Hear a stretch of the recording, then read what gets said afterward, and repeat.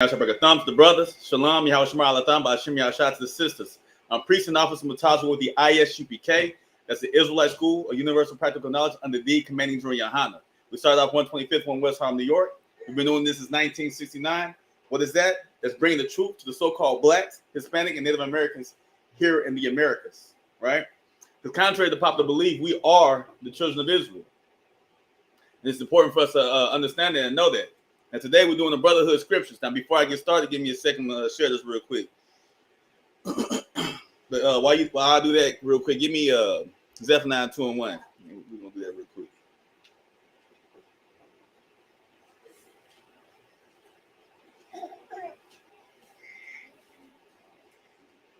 I'm going to let you share it. I'm not seeing it just yet. I'll share it when you share it. I think it probably takes a while. It's not popping up for me. But at the end of the day, you know, the world tells us, remember Pearl Harbor, right? Remember the Holocaust. Remember 9/11. Remember all these things was what the world tells us, right? Because when you remember 9/11, 9/11 is something that unites the people of America, right?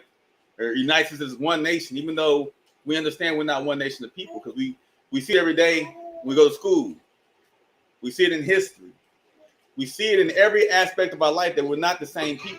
We're not one nation. One people get treated better than another group of people, right? We're actually taught to hate ourselves in this world, right? Because everything they tell us about ourselves is our fault. That these things that they treat us this way. If he wasn't black, I wouldn't have done that to him.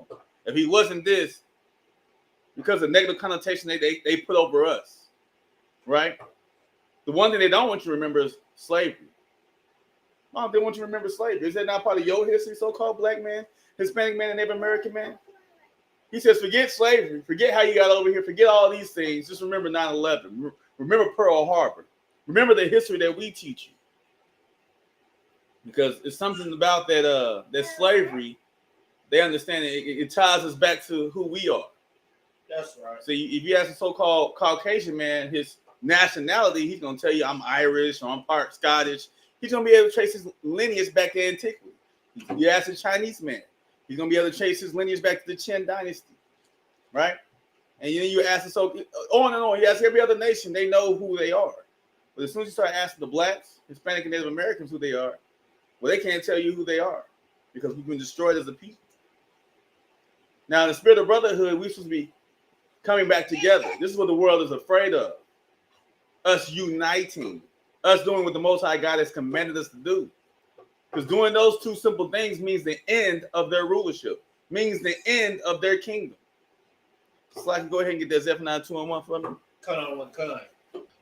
Zephaniah chapter 2, verse 1. Gather yourselves together, yea, gather together, O nation not desired.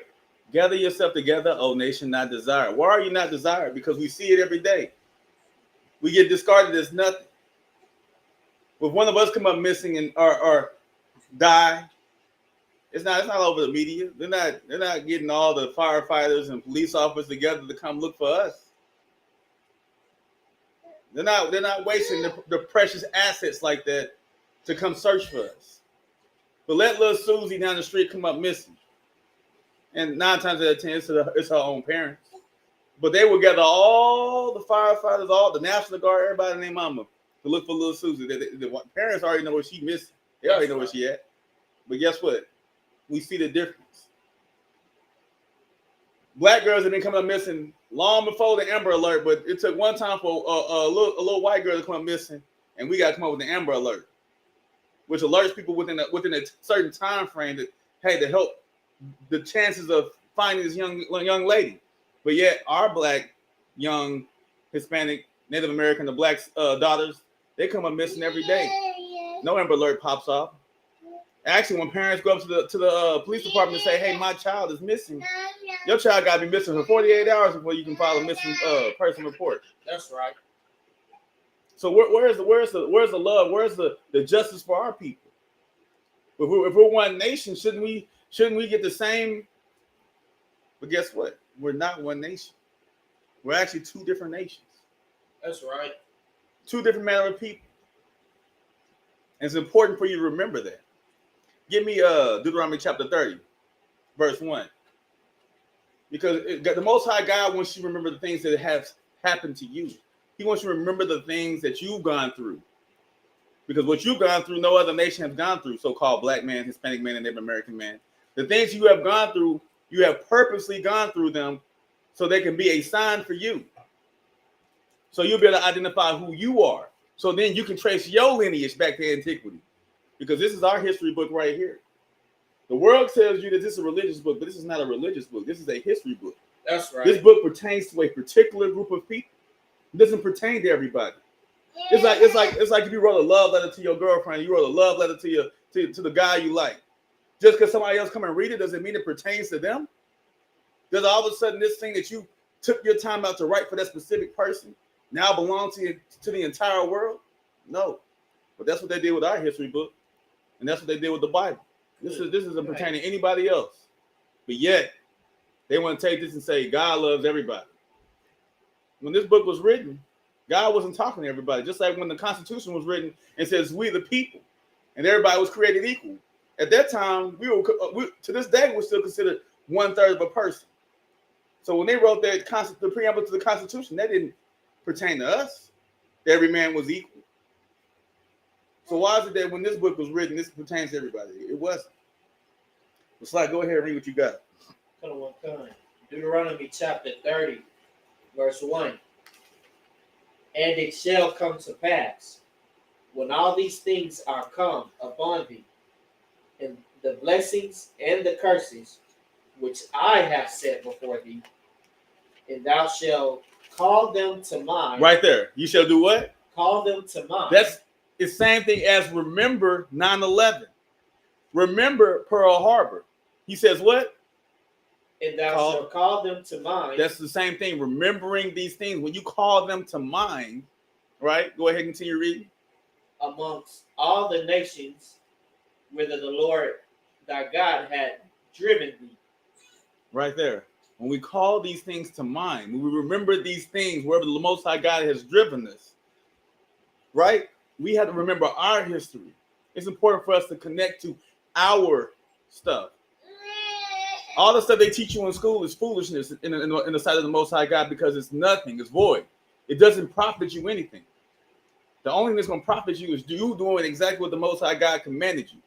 But we're going to go ahead and jump to Deuteronomy chapter 28 real quick. Because in the spirit of brotherhood, we're going to recall the things, the promises and the curses the Most High God has said he was going to bring upon his people. Because what we just read in Deuteronomy chapter 30, that in the time that we shall recall the things that have happened to us, right? Because if you disconnect yourself from this Bible, you can never get back to where you are supposed to be. That's right. How can you get back? They tell you all the time the reason you learn history is so history won't repeat itself, right? So it won't repeat itself. But then they take away your history and tell you it's a religious book. So how are you going to begin to correct the things that you did, that you erred in at one point, if you don't know it's your history? Go ahead real quick. Read Deuteronomy chapter 28, verse 1. Deuteronomy chapter 28, verse 1.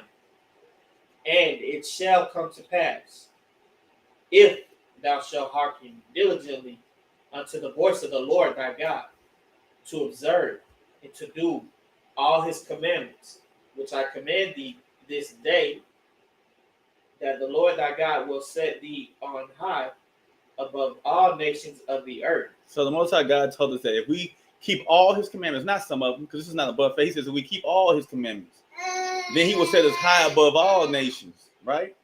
But as a nation of people, we didn't do that. So go ahead and jump down to Deuteronomy chapter 20, verse 15 and read that for me. Deuteronomy chapter 28, verse 15. But it shall come to pass, if thou wilt not hearken unto the voice of the Lord thy God, to observe and to do all his commandments and his statutes, which I command thee this day, that all these curses shall come upon thee and overtake thee. All these curses shall come upon thee and overtake thee, right? So we understand as a nation of people, we didn't do that. So let's look at some of these do ahead and read verse 32 for me. Deuteronomy chapter 28, verse 32. Thy sons and thy daughters shall be given unto another people. Thine eyes shall look and fill with longing for them all the day long, and there shall be no might in thine hand. Most High in Christ. Just speed up a little bit when you're reading. I'm going to go ahead. So it says, and thy sons and thy daughters shall be given unto another people. That happened when we first got over here in captivity, right? The first Wall Street was us being sold as slaves to our slave masters. That's right. Children were being separated from their moms from the womb. Dads were being separated from their families, right? And sold into different plantations. That's where we get our last names, the Johnsons, the Cargiles, the Lewises. All these names tie you back to some slave plantation. Because that name meant that you were owned by that person or that family. That's right. And then guess what? It still happens to this day. It's called CPS. CPS can come into your life and snatch your kids up just because they feel that they say you're unfit.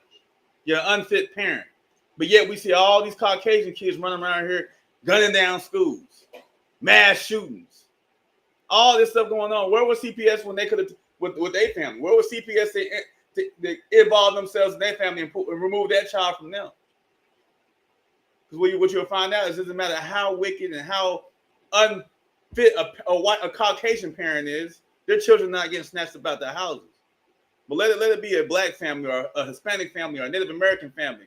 CPS is going to find some reason to snatch your child up out your house. If you chastise your child, you shouldn't be chastising your child that much. Well, you don't want me to chastise my child, but then you want to hold me accountable for the bad things my child does. You see how they try and play semantics and catch you up. It's a wicked nation, right? That's right. But Salaki, go ahead and jump to verse 48 for me. Deuteronomy chapter 28, verse 48. Deuteronomy chapter 28, verse 48. Therefore, thou shalt serve thine enemies. Salaki, you want me to jump up a verse, sir? No, read that. Come on. Therefore, thou shalt serve thine enemies, which the Lord shall send against thee, in hunger and in thirst and in nakedness and in want of all things shall he put a yoke of iron upon thy neck until he have destroyed thee. So you shall serve thine enemies. See, we believe we want to call them co-workers. We want to call them friends. We want to call them everything except what the Most High God has called them. He said that they are your enemies. That's what God said. So if you call them anything outside enemies, then you're calling the Most High God a liar. Now understand, just like your father set rules in his house, the Most High God set rules for the nation. Why? He didn't set rules because he hates you. He set rules because he loved you and he wanted to protect you. And here you go trying to be friends with your enemy and then wonder why you keep being deceived. Understand the whole process of being deceived is you first got to trust somebody. You can't deceive me if I don't trust you. That's right. But if I'm sitting here calling you friend, then what does that mean? That means I believe you. That means I'm giving you some level of trust. I'm allowing you to deceive me. The Most High God says they are our enemies, and we shall serve them. And as far as we should go to them in hunger. All the food we get, we gotta go to them, right? And in thirst, even our water supply, we have to go to our enemies. And in nakedness, and in one of all things, our clothes, everything we have to go through to our enemies for, right? Read that next verse. Deuteronomy chapter. Go ahead and read through verse 50 for me. 49, 50. Sir. Deuteronomy chapter 28, verse 49. And the Lord shall bring a nation against thee from afar, from the end of the earth, as swift as the eagle fly, a nation whose tongue thou shalt not understand. Verse 50. A nation of fierce countenance, which shall not regard the person of old, nor show favor to the young. So this is exactly what we see every day in the news with our people. Since we've been in this land, or should I say, since we've been in this captivity, they have not shown any regard. They don't care how old you are. They definitely don't care how young you are. From George Floyd all the way to Tamir Rice, Trayvon Martin. These were young men. George Floyd was an old man. They don't care. This is a nation of fierce countenance. Guess what? They do all this and they hold themselves not accountable. There's no justice for our people. So what you start to realize is that the system was created to keep one people low and one people high.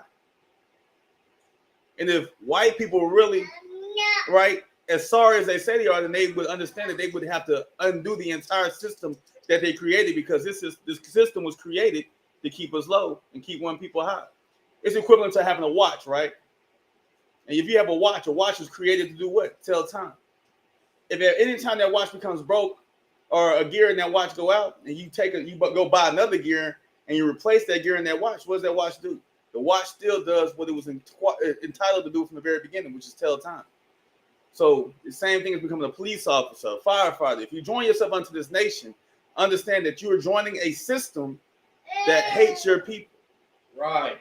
That despise your people. You are helping the enemy destroy your people. Good. And in that same notion, you're confusing the kids who see you as a role model.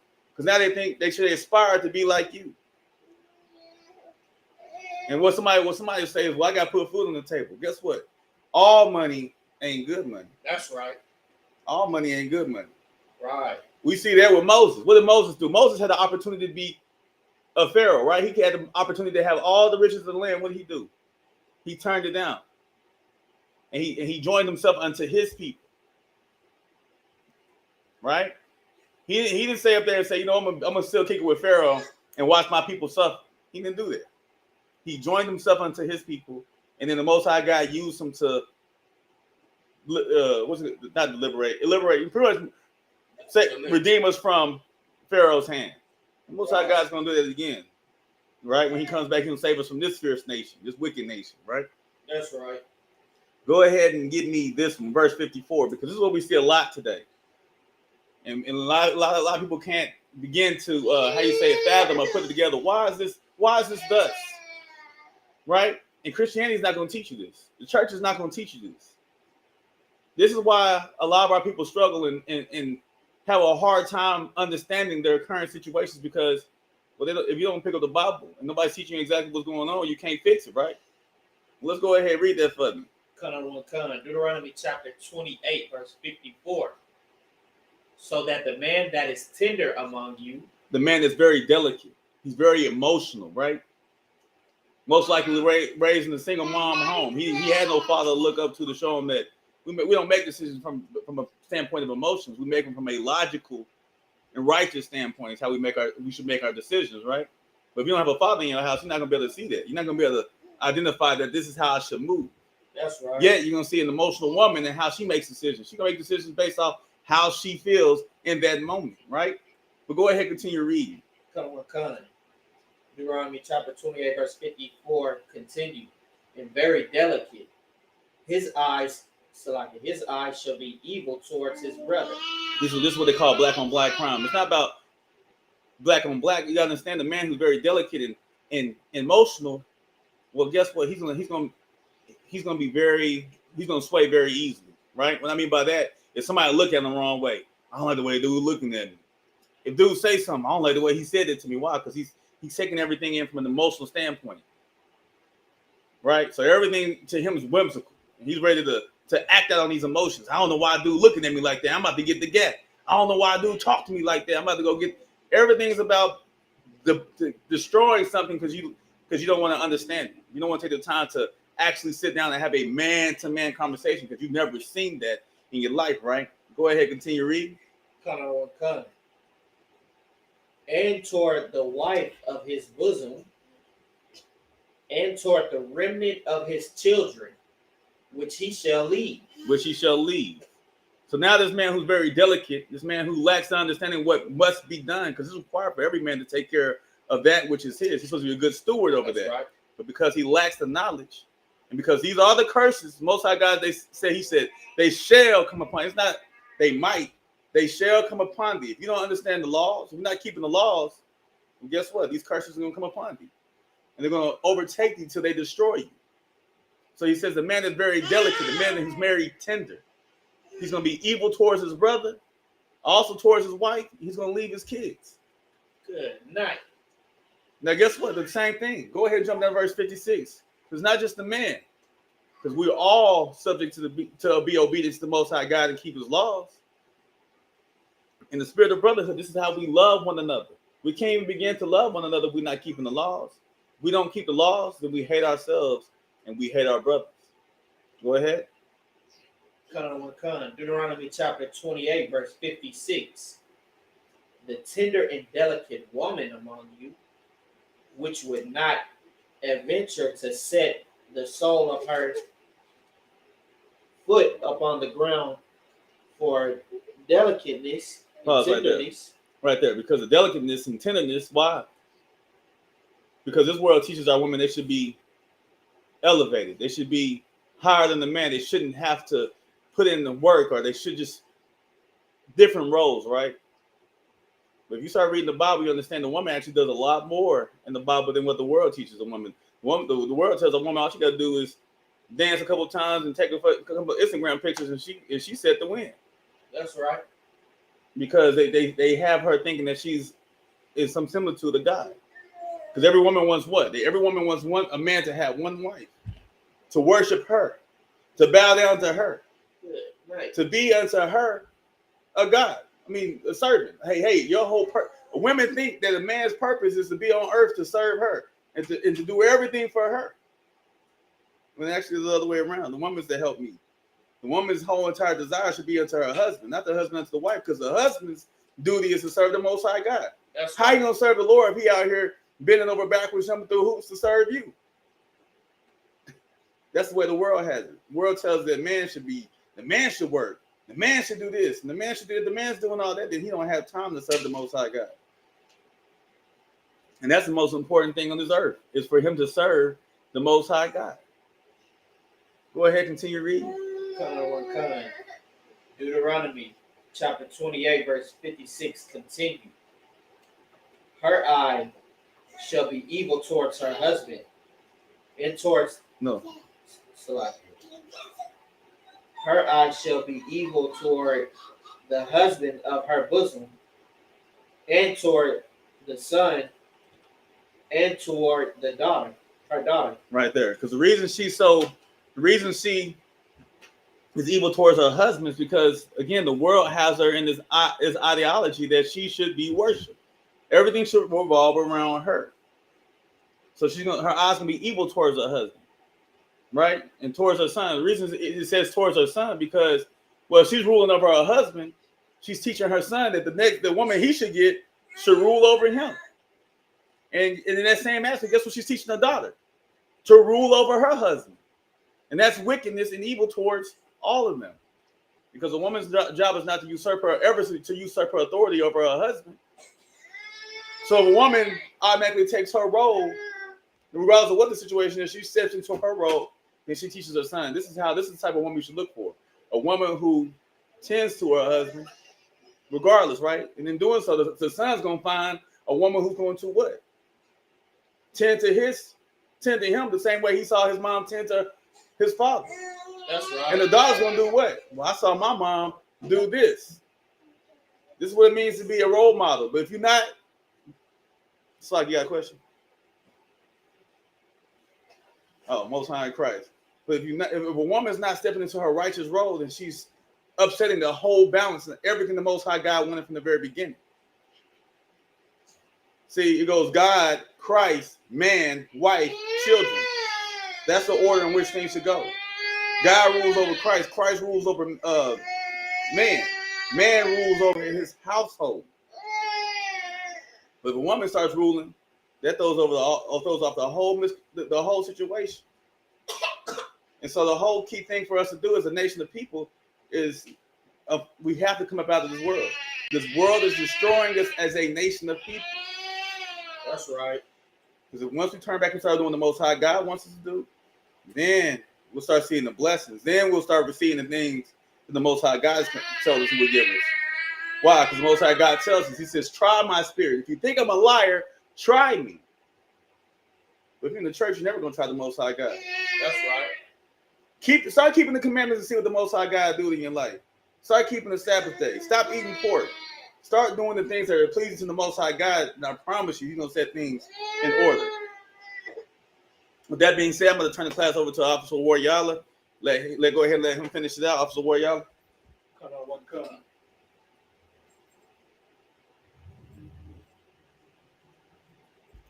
Y'all give that priest and prophet a powerful hand clap. What he was bringing out was heavy because we destroyed as a people. Well, we destroyed as a people out here. You ever just wonder why it just feels weird going to church? Why it just feels weird just following all of the things that the oppressor lays out through seminary school?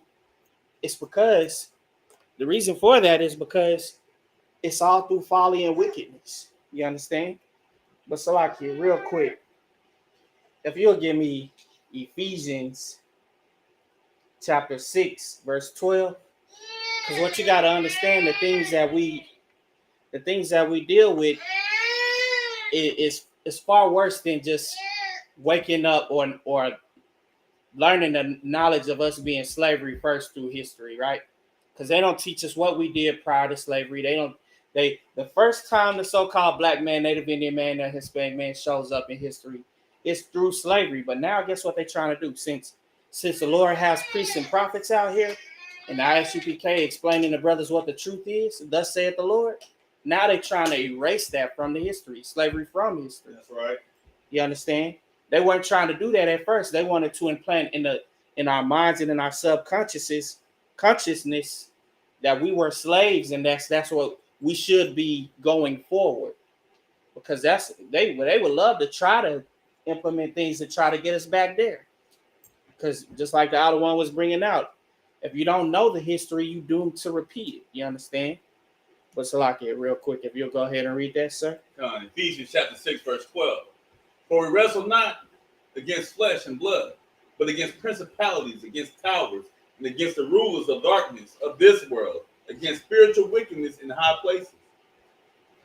Spiritual wickedness in high places is what we wrestle against. So all of the ideology that the oppressor lays out and the way that he teaches the oracles of God, he's not teaching thus saith the Lord. He does not teach thus saith the Lord. That's why it feels weird. Something feels off. It feels like something's missing when you go to Christian church.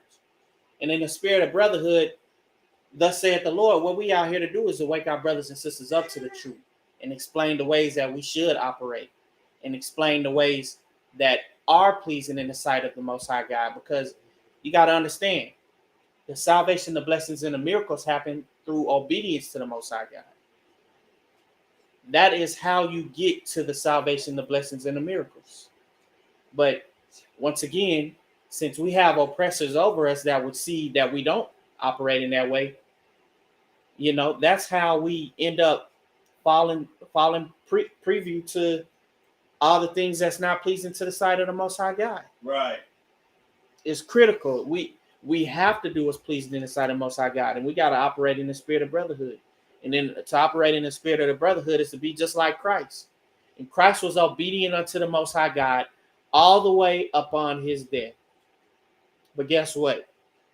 Through his obedience, the salvation and the miracle of him rising again. You understand? But Salakia, real quick, if you'll go to Psalms 119 and 98, because what you got to understand is that, we may want to follow it because, grandma and grandfather and our great-grandfather and great-grandmother, they followed the church and they followed everything that our oppressor laid out through seminary school. But you got to understand that they followed all according to the knowledge that they had. They weren't seeing and understanding the oracles of the Most High God. They were just following the oppressor, Salakia. But that's pretty much what happened. And that's why people got misled. I mean, it's even books that they had at that time about how to make the Negro Christian, how to make the Native American Indian Christian. Why would they need for us to be Christian? Right. It's to follow their ideology and their things that they put out through seminary school and through all these things. You understand? That's why they needed us to be Christians, so they could teach us that we don't have to follow the law, statutes, and commandments, that we don't have to worry about the Old Testament because in the Old Testament is the history of the slaves and the fact that the slaves will be brought back into Egypt by way of ships. But Salaki, if you'll go ahead and read that, sir. Psalms 119:98. Though through thy commandments has made me wiser than my enemies, for they are ever with me. Pause right there. Following these law, statutes, and commandments is your wisdom. Like that scripture says, it says the start of all wisdom, knowledge, and understanding is fear of the Lord. Fear of the Lord is being obedient to him and doing thus saith the Lord. You understand? But that will make you wiser than your enemies, right? But so like if you'll go ahead and continue reading, sir. Psalms 119:99. I have more understanding than all my teachers, for thy testimonies are my meditation. For the testimony is a meditation. If you'll go ahead and continue, sir. 119 verse 100. I understand more than the ancients because I keep thy precepts. Right. Say that again. I understand more than the ancients because I keep thy precepts. No, I don't understand more than great grandma and great grandfather. I understand more than the ancients because I keep thy precepts. But mama and daddy go to church. I understand more than the ancients because I keep thy precepts. You gonna understand more if you obedient to God, because thus said the Lord, that's what we gotta do. Ain't no way around it. Ain't no in the middle. Ain't no way you could tweak with it or adjust it or manipulate it or any of those things. You will know and understand more than them from simply being obedient to the Most High God. Right. Meanwhile, we still want to run with all these things and remain a stiff-necked people. And we want to run with all these things that don't make sense when you truly look at them. You understand? But Salaki. So that's what we deal with. We deal with that on a constant basis through the manipulation that they put out through Christian church, through the image changing that they put out. They change the image of the Most High God. They change the image of the prophets, of the angels, and of Christ. But along with that image changing comes the ideology of not doing what he commanded us to do. It's not so much as just about the image changing. What it is about is the ideology that comes along with that. That's why it says we wrestle not against flesh and blood, but against principalities and in the powers of darkness, the rulers of this world. You understand? But Salaki, sir, if you'll continue. Psalms 119, verse 101. I have refrained my feet from every evil way. I have done what? I have refrained my feet from every evil way. No, I still go to church. I have refrained my feet from every evil way. No, I still go to church on Sunday, even though it's truly Baal worship. I have refrained my feet from every evil way. No, I still do black magic. I have refrained my feet from every evil way. I have refrained my feet from every evil way. Anything that goes contrary to the oracles of the Most High God, I have refrained my foot from it. Continue reading, sir. That I might keep thy word. That I might do what? That I might keep thy word. Continue. Verse 102. I have not departed from thy judgments, but thou hast taught me. Continue. Verse 103. How sweet are thy words unto my taste, yea, sweeter than honey to thy mouth. Continue. Verse 104. Through thy precepts I get understanding. You get what? Through thy precepts I get understanding. So pause right there. That's why the scripture says all of the knowledge of this world and the wisdom of this world is foolishness. Because thus saith the Lord, you got to follow every single thing that the Lord laid out, because it is life and death. You have to hang on every word. In it is your salvation or your damnation, your wellness or your sickness, your blessings or your curses. You understand? So that's exactly what it is. So like if you'll continue, sir. Verse 105. Thy word is a lamp unto my feet and a light unto my path. 106. I have sworn and I will perform it, that I will keep thy righteous judgments. 107. I am afflicted very much. Quicken me. O Lord, according unto thy word. 108. Except I beseech thee, and free will offerings of my mouth, O Lord, and teach me thy judgments. 109. My soul is continually in my hand, yet do I not forget thy law. Do I not forget thy law? Right? Meanwhile, you hear in Christian church, they'll say that Christ came and gave his life, and we don't have to do anything else, saying we don't have to keep the law. So, like, real quick, if you'll just go to Matthew chapter 5, verse 17, because I just got to touch on that part real quick. Come on, if you'll go ahead and read that, sir. Matthew chapter 5, verse 17. Think not that I come to destroy the law or the prophets. I am not come to destroy, but to fulfill. I'm not come to destroy, but to fulfill. These are the words of Christ. So, like, what color are those letters, sir? They're red. They're red. They are the words of Christ.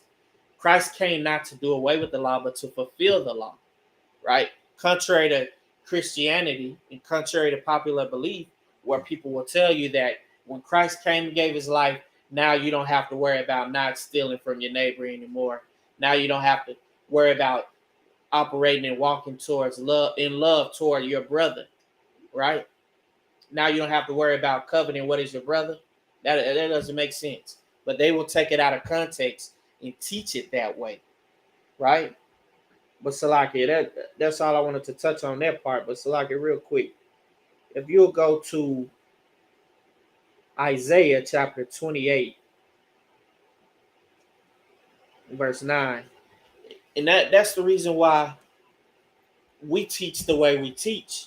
When the different scriptures of the Bible were written, it was written in a way that we would understand it, because we speak in similitudes. We speak in slang and in a way we understand. If you were, because a lot of Paul's writing was written when he was in prison, right? So he was writing in ways we could understand. But Salaki, real quick, if you'll go ahead and read that, sir. Isaiah chapter 28, verse 9. 28, verse 9. Whom shall he teach knowledge? Whom shall he teach knowledge? Now we read that we have more understanding than the ancients because we keep the precept, because we understand. But who shall he teach knowledge? It's not the oppressor. It's not any of the oppressors who he's teaching knowledge to. It's actually the chosen of God. But so, like, go ahead and continue, sir. And whom shall he make to understand doctrine? Who shall he make to understand doctrine? Right? Continue. Them that are weaned from the milk and drawn from the breast. Verse 10, for precept must be upon precept, precept upon precept, line upon line upon line, here a little and there a little. Go ahead and continue, sir.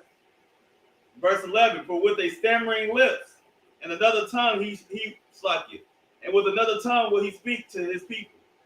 So with stammering lips and with another tongue shall he speak with the people. But understand that you have to be made like a child and be weaned off of the milk of the breast like a child. You can't just receive meat to chew on as a child. We are like children in this sense. You understand? But who shall understand doctrine are the chosen of God. And understanding these things, it'll not be following what the oppressor lays out. It'll not be following the way that he teaches, because he does not want us to be in obedience to God. He does not want us to operate in brotherhood toward each other. He wants us to still club hop and pill pop, right? And then go to church on Sunday, which is like, once again, which is really Baal worship. He wants us to still sell drugs to each other and then go to church. He wants us to still rob each other. That's what the oppressor wants. That's right. He wants us to still do all these things and then go to church and pray about it, right? But Salakia, if you'll continue, Salakia, was there any more on that? Let's see. So real quick, if you'll go to John chapter 13, verse 34. Salaki, there is, if you jump down, there's a little bit more. Come on, one come. If you'll go ahead and read that, sir. Isaiah 20, chapter 20, verse 13. But the word of Yahweh was unto them precept upon precept, precept upon precept, line upon line, line upon line, here a little and there a little, that they might go and fall backward and be broken and snared and taken. Verse 14, wherefore hear the word of the Lord, ye scornful men that rule this people which is in Jerusalem. Verse 15, because ye said, we have made a covenant with death, and with hell are we at agreement. When the overflowing scourge shall pass through, it shall not come unto us, for we have made lies our refuge, and another falsehood have we hid ourselves. Under falsehood have we hid ourselves. So like this, sir, if you'll jump to John chapter 8, verse 32. Because that's so heavy. Under the falsehood of what they teach, we've hidden ourselves, and we've allowed that to be so ingrained within us that we will not accept what the truth is and assume the truth that's being brought out to be of the false prophet. I'm talking about following Christian church. So, Lucky, if I may, in that precept, what it was saying is real deep. If you look at what the pastors do nowadays, what it is saying, we made a covenant with death. Right. Death being not keeping the laws, statutes, commandments. Remember, the Most High God gave us laws. He says, "Today I set before you life and death." So they made a covenant with death, which is not keeping the laws, statutes, commandments, and with hell, because this is our hell that we're living in right now. Good night. That when they come to destroy us, they thought they would have their heaven. Whoa, that's heavy, because the way they even teach is that you have to die to receive the kingdom of heaven. Yeah. You don't go to heaven until you die, right?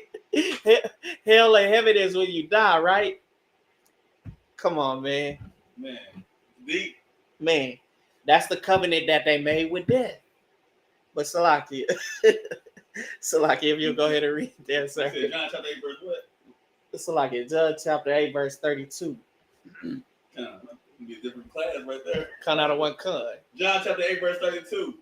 And ye shall know the truth, and the truth shall make you free. And the truth shall do what? And the truth shall make you free. Now, the verse saying they had hid themselves in falsehood. Right? But no, we shall know the truth, and the truth shall set us free. So, like, what color are those words? It's red. Those are Christ's words. Those are the words of Christ. You shall know the truth, and the truth shall set you free. The truth is that there are people who hate the Most High God and that hate the chosen of the Most High God, that are envious of God, for one, but they also envious of his chosen people. So therefore, they do not want to teach them in the ways that the Most High God would have them operate and have them live. They do not want them to know. They don't want us to know. But Salakia, man, if you go to John chapter 13, verse 34, because these are also the words of Christ.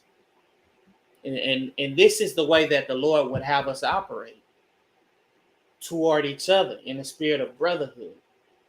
The scripture says, I have made thee a watchman, therefore warn your brother. If you do not warn your brother, then the blood of your brother I will require at thine hand. Right? So this is why in the spirit of brotherhood, we out here trying to wake our brothers and sisters up to the truth, thus saith the Lord, because the blood will no longer be on our hands. But Salakia, if you'll go ahead and read that, sir. John chapter 13, verse 34. A new commandment I give unto you, that ye love one another as I have loved you. That ye love one another as I have loved you. But Salakia, real quick. If you'll jump to Second Corinthians chapter 11, verse 13. It might be verse 14. I think it's like Second Corinthians chapter what? chapter 11, verse 13. So what you got to understand is that the true false prophet, it has already been in operation for a long, long time. Because once again, if you read the first chapter of Romans, you'll understand that they changed the images. And along with those image changes, even though they changed the images like unto corruptible men and four-footed beasts and all these other things, right? This is what you'll see with all the people that hate God and all the people that are in Psalms 83. But Salaki, if you'll go ahead and read that, sir. 2 Corinthians chapter 11, verse 13. For such are false prophets, slightly, for such are false apostles, deceitful workers, transforming themselves into apostles of Christ. And this is what it is. This is why I feel so weird going to church. This is why I feel so weird going to Christian church. Salaki, continue, sir. Verse 14. And no marvel, for Satan himself is transformed into an angel of light. Verse 15. Therefore, it is no great thing if his ministers also be transformed as ministers of righteousness, whose end shall be according to their works.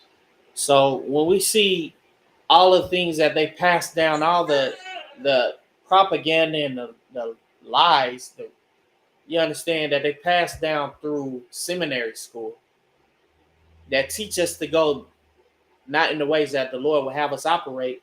That's what perpetuates and causes us to have an evil eye towards our brother. That's what perpetuates us to be evil towards the wife of our bosom and the remnant of our children. You understand? Right. Perpetuating a never-ending cycle.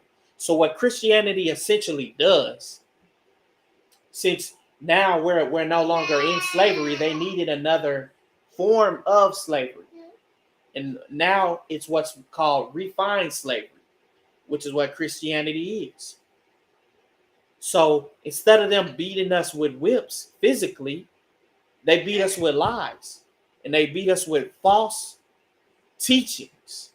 And now they don't have to beat us or behaviorally condition us through beating, but behaviorally condition us by manipulating and trying to misinterpret the scriptures, having us misinterpret the scriptures, right?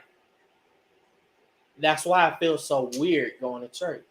That's why church always felt like something was off, though everyone would be in a vibe and in a mood or whatever the case may be. Something always felt off, right? This is why. But Salaki, if you'll continue reading, sir. 2 Corinthians chapter 11, verse 16.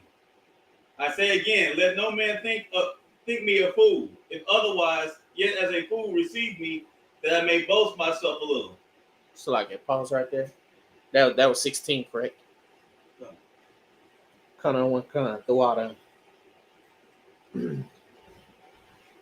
So what you got to understand is that they take these scriptures out of context and would have us operating and doing the same wickedness that they delight in. You understand? They would have us operating in these ways, because it's pleasing to them. But Salaki, real quick, I'm gonna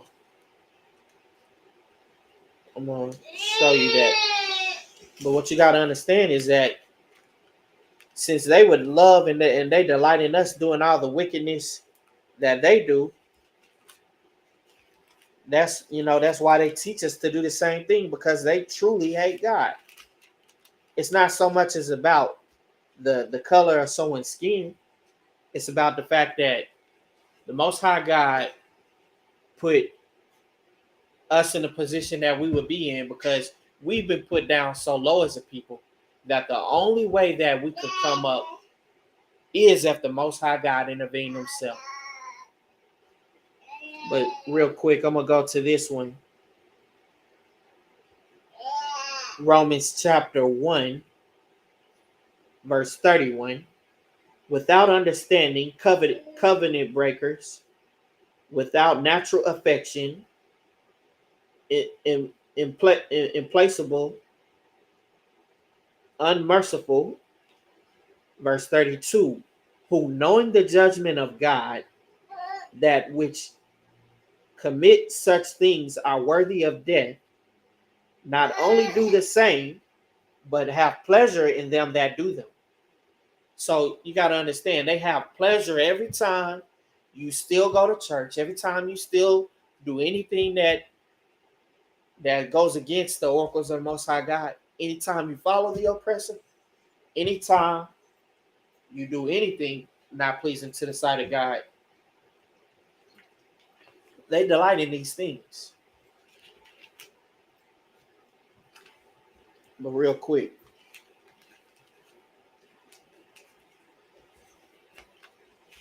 so it will behoove you to go ahead and come into this truth and do what's pleasing in the sight of God. In the spirit of brotherhood, we're here to inform you of what that truth is. Real quick, I'm going to go to 2 Timothy chapter 3, verse 16. All scriptures, so like it, 2 Timothy chapter 3, verse 16. All scripture is given, so like it, all scripture is given by inspiration of God and is profitable for doctrine, for reproof, for correction, for instruction in righteousness. Verse 17, that the man of God may be perfect and thoroughly furnished unto all good works. This is what's so important, because we're teaching our brothers to stop selling drugs to each other, to stop wanting to lay with your brother's woman, to stop killing each other out here in the streets, stop feuding with each other for nothing, being angry with your brother without a cause. You understand? That's lack of regard for our conditions, because we're being hunted on a daily basis. We're being put down like dogs on a daily basis. It's lack of regard for our conditions. But Salakia, real quick.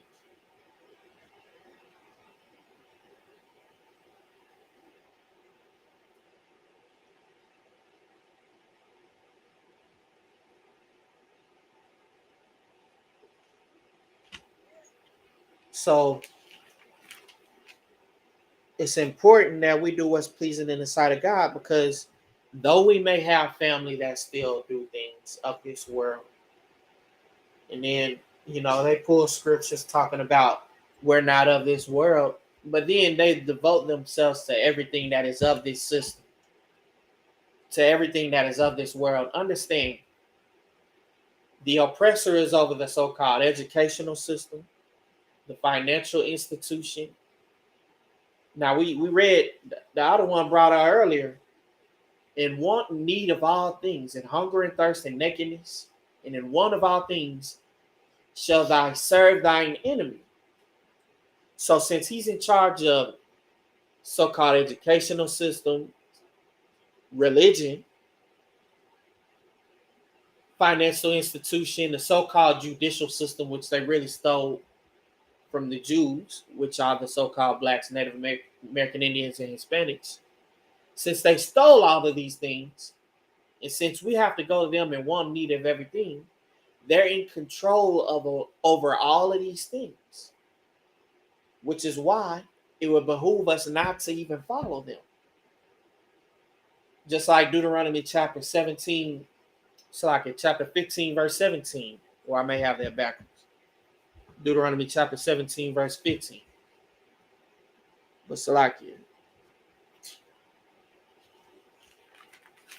these are the words of Christ in terms of following what our family may be following, right?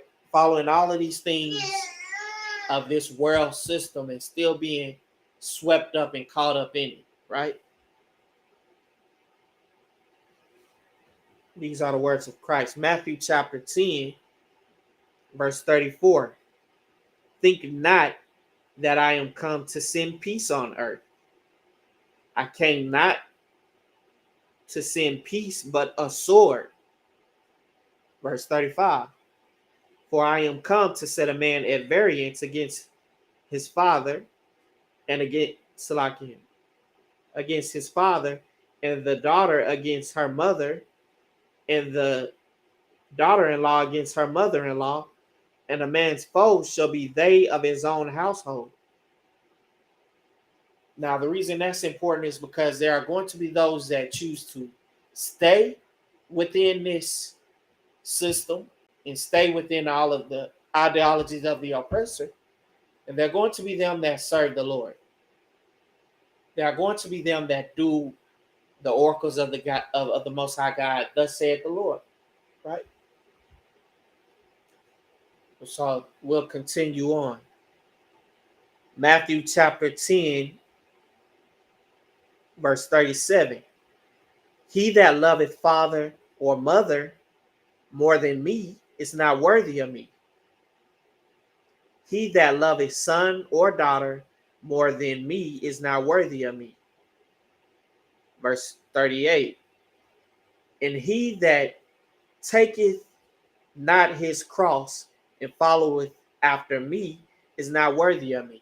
Now, one of the popular misconceptions would be taking up the cross would be to be welcoming unto everyone, to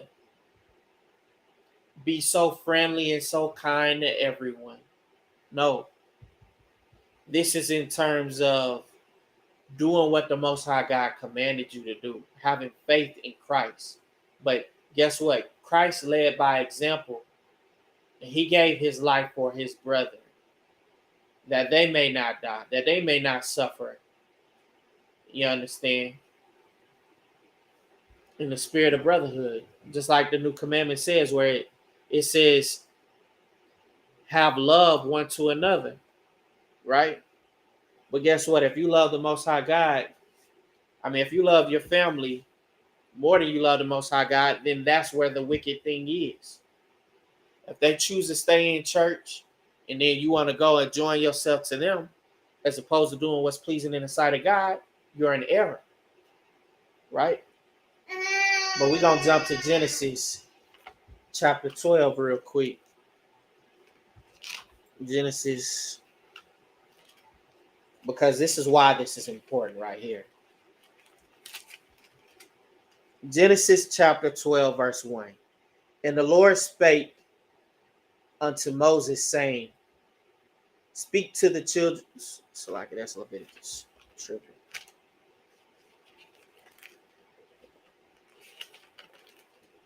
Okay. Genesis chapter 12, verse 1. Now the Lord hath said unto Abram, get thee out of thy country and from thy kindred. Okay, that means separate from your country, your place of living, your livelihood, your job, all this world system, all the technological advances. Leave it right here and right now. So Abram's getting ready to leave everything, right? It says, get thy from thy kindred and from thy father's house unto the land I will set thee.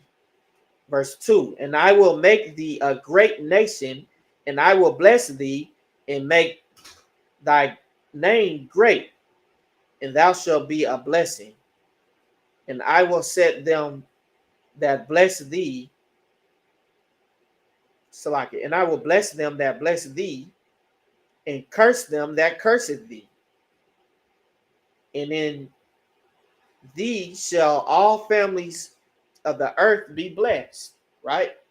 All of the families of the earth shall be blessed by blessing the people of the Most High God. But he has to separate himself from his father's land. He has to separate himself from all of these things, right? But Salaki, real quick, I'm going to jump back to Luke, because this is why this is important. Luke, Salakia, Abram, whose name became Abraham, he separated himself from his family and from all these things to be obedient to God. The Lord told him to separate, and that's exactly what he did. The Lord had told Abram and to get him and his wife and children out of the land of his country with all his family, with all the technological advances, with all of his friends, with all of those things, and to separate. So we got friends that we deal with in the world right now that may, hey man, come pull up and do this. Woo woo woo. Come on, man. We're gonna go down here and do the stuff we used to do, right? If it goes contrary to the Most High God, you're not gonna go. You're not gonna you're not gonna operate in the ways that you used to operate. Because as we read in Matthew, if you love son or daughter, mother or brother more than the Lord, you're not worthy of the Lord, right? So Abram at the time separated himself, and the Lord made a great nation out of him. His name became Abraham. You understand? But Salakia, I'm gonna go ahead and go to Luke chapter 1.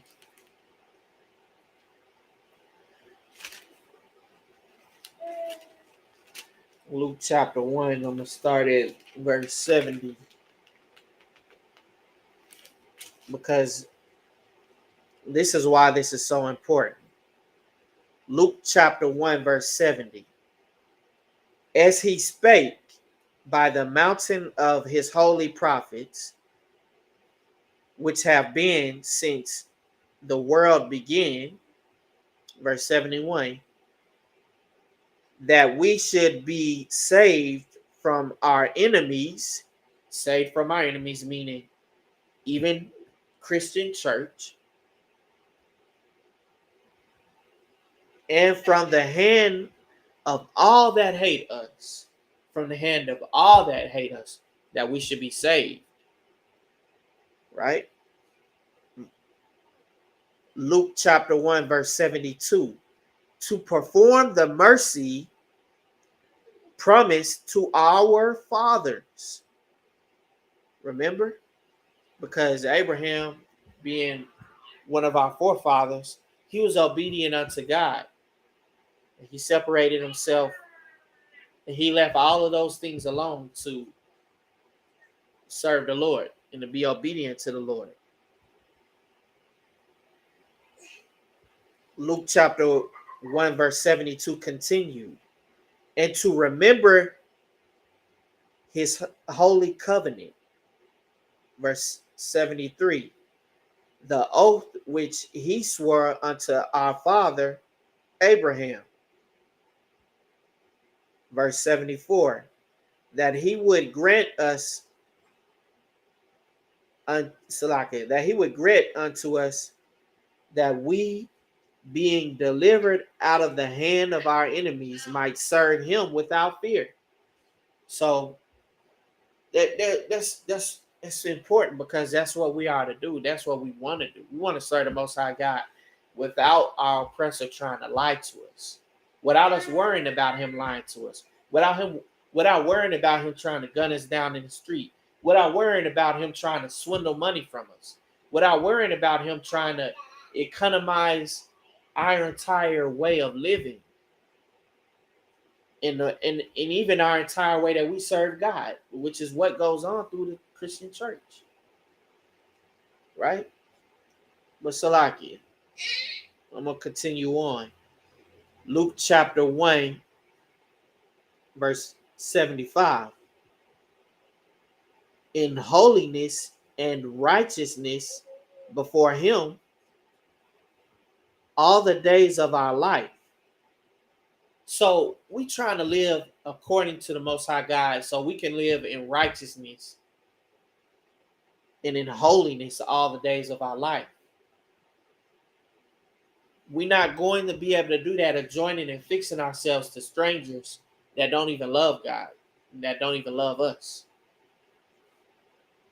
Luke chapter 1, verse 76. And thou child shall be called the prophet of the highest, For thou shalt go before the face of the Lord to prepare his ways. Verse 77. To give knowledge of salvation unto his people by the remission of their sins. Right? Verse 78. Through the tender mercy of our God, whereby the day spring from on high have vested us. Verse 79. To give light to them that sit in darkness and in the shadow of death. Right there. So that we can be saved from the covenant of death that our oppressors would have us make. For us to be saved from the darknesses of this world in high places, you understand? For us to be saved from this is our desire. But we have to understand that we are to be in obedience with God and walk in the spirit of brotherhood toward each other and warn each other and tell each other and inform each other of the truth. You understand?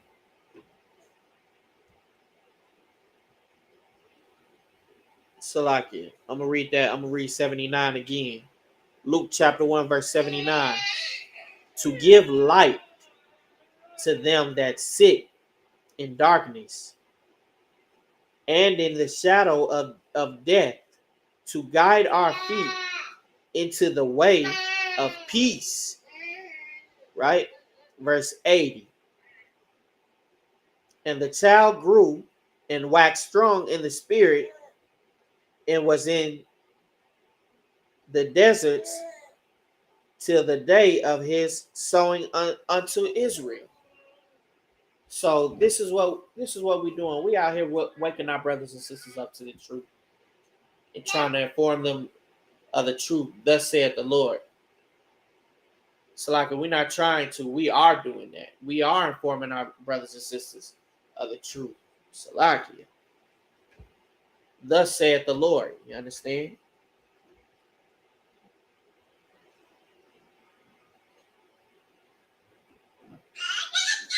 But Salakia, that concludes my class. I'm going to stand up and do the service announcements.